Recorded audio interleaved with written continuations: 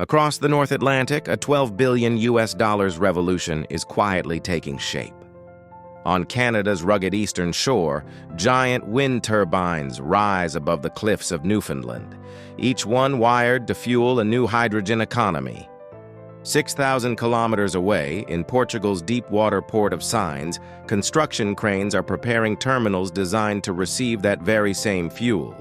Together, these two democracies are engineering the world's first transatlantic clean energy corridor, a direct renewable pipeline between North America and Europe, built entirely outside U.S. control.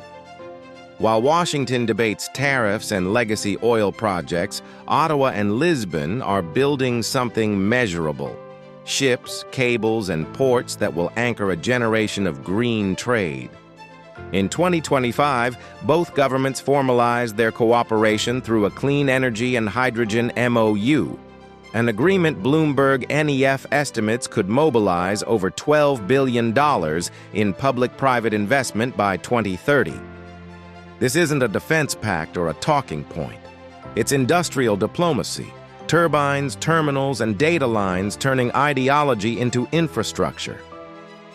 Welcome to GeoCapitalist, where we decode global wealth one quiet power shift at a time.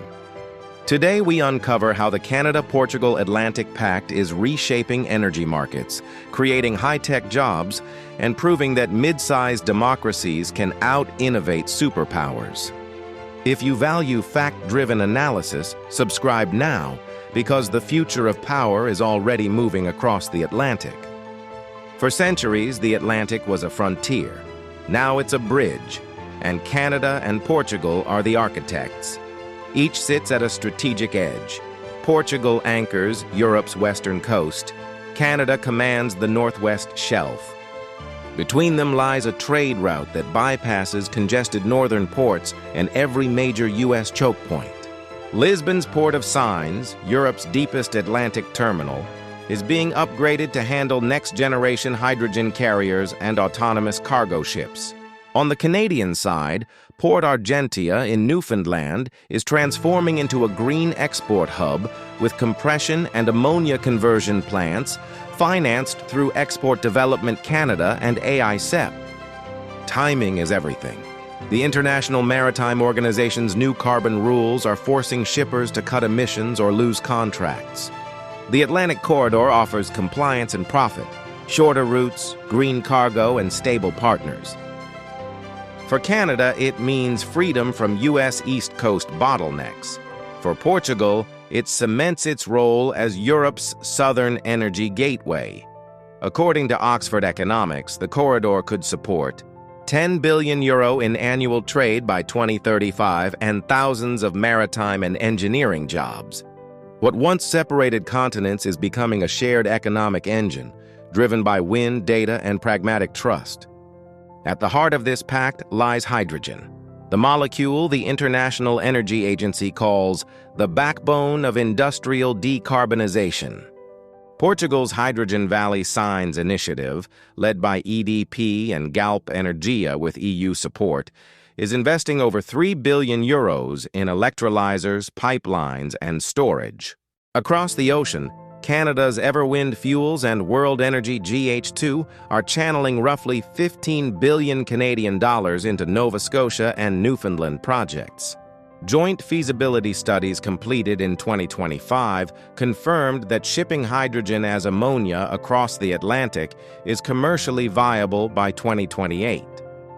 That makes first deliveries possible within 3 years, decades faster than comparable Gulf Coast ventures. For Ottawa, it's a strategic breakthrough, a new market bypassing U.S. approval grids and capturing Europe's premium for verified green fuels. For Lisbon, it's long-term security from a stable democracy with matching environmental standards.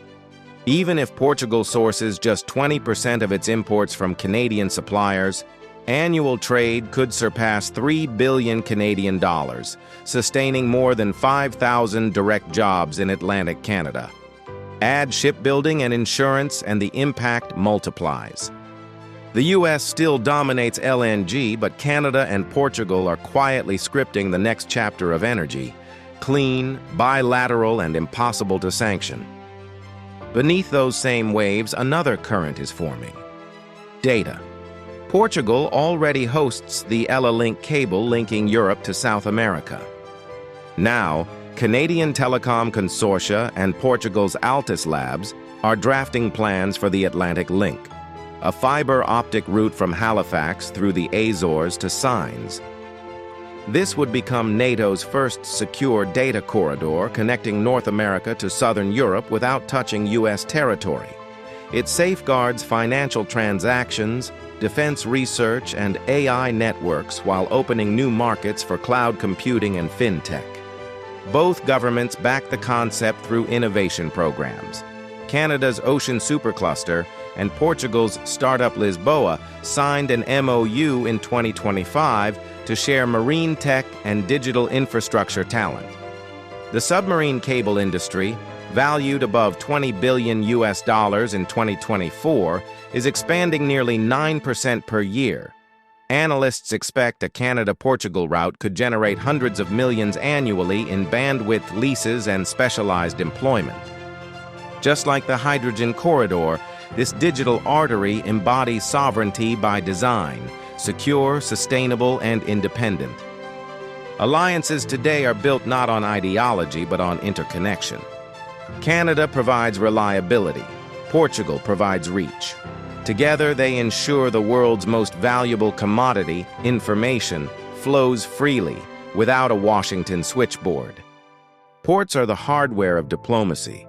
Both Sines and Halifax are undergoing green port modernization, shore power grids, AI traffic control, hydrogen bunkering. Canadian pension funds CDPQ and PSP Investments hold stakes in Portugal's Atlantic Gateway Consortium, while Portuguese marine engineers advise on Halifax's Green Port program. Combined investments already exceed 1.2 billion Canadian dollars, generating shipyard, construction, and digital maintenance work for a decade. Strategically, NATO logistics planners see more than commerce here. A shorter, cleaner supply route between North America and Southern Europe enhances resilience in any crisis. Local economies are already cashing in. Portugal's Alentejo region wins contracts for dredging, energy conversion, and port automation. Atlantic Canada secures refit and inspection contracts for next-gen hybrid ships.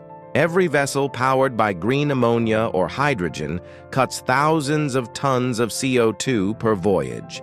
At current EU carbon prices, those credits alone could be worth tens of millions annually. This is pragmatic globalization. Mid-sized democracies proving that logistics can be profitable, sustainable, and politically neutral. Infrastructure is only half the story. People are the rest.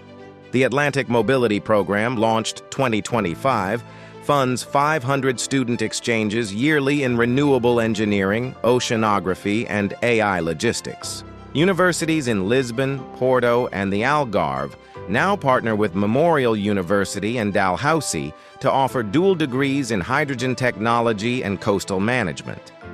Graduates move freely under new fast-track visas.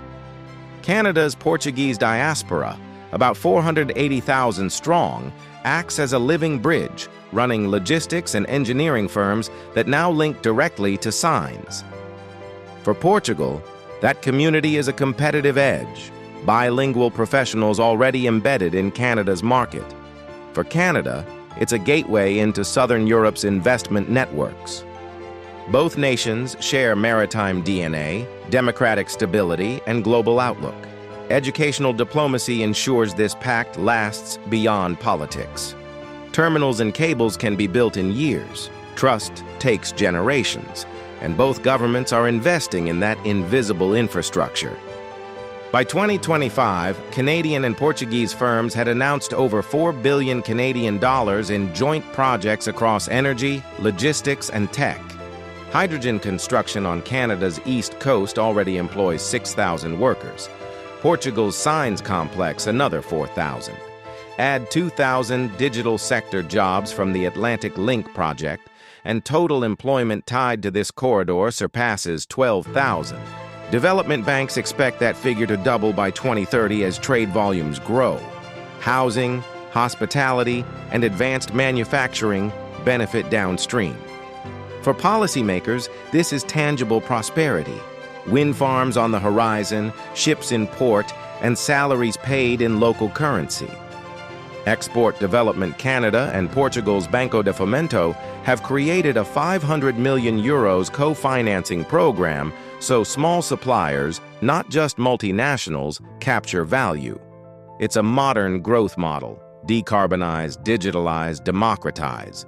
While bigger economies posture, Canada and Portugal quietly collect the dividends of predictability. This alliance runs entirely outside U.S. reach. Energy flows under EU-Canada trade law. Data traffic moves through NATO-grade encryption owned by private consortia. Financing comes from the European Investment Bank and Export Development Canada, not Wall Street. Even a new wave of tariffs or export bans wouldn't touch it. Hydrogen and digital services fall under separate trade codes. The timing is strategic. As the upcoming U.S. election stirs policy uncertainty, global investors are shifting toward predictable partners. And the Canada-Portugal Pact delivers exactly that. Neither Ottawa nor Lisbon seeks confrontation. They simply built an alternative. Ships will sail, data will stream, and capital will compound. This isn't defiance, it's diversification. Canada hedges against policy shocks. Portugal reinforces Europe's energy security. In a fragmented global market, quiet redundancy is the ultimate strength. And that's why the U.S. can't stop this pact. It's anchored in geography, financed by physics, and powered by trust. Step back, and a pattern comes into focus. Two Atlantic democracies building a cleaner corridor of power, data, and opportunity. Every turbine and cable is diplomacy made visible. Nations cooperating through engineering, not ideology. By 2030, bilateral trade could exceed 5 billion Canadian dollars annually, saving an estimated 2 million tons of carbon a year, the equivalent of removing 400,000 cars from the road. For Canada, that means new markets for its Atlantic provinces and advanced manufacturing gains in Ontario and Quebec. For Portugal, it secures energy independence, green jobs growth, and EU leadership in hydrogen imports. This is 21st century alignment: competence over confrontation, prosperity over posture. You've been watching GeoCapitalist, where we follow the money shaping the next century. If you found this breakdown valuable, check our next episode. It connects directly to what Canada is building. Subscribe to the channel so you don't miss the next chapter, where we uncover how Canada's Atlantic Revolution is rewriting Europe's energy map. Because the future of power isn't being shouted in conferences, it's being quietly built, port by port, cable by cable, and contract by contract. Thanks for watching, and see you next time.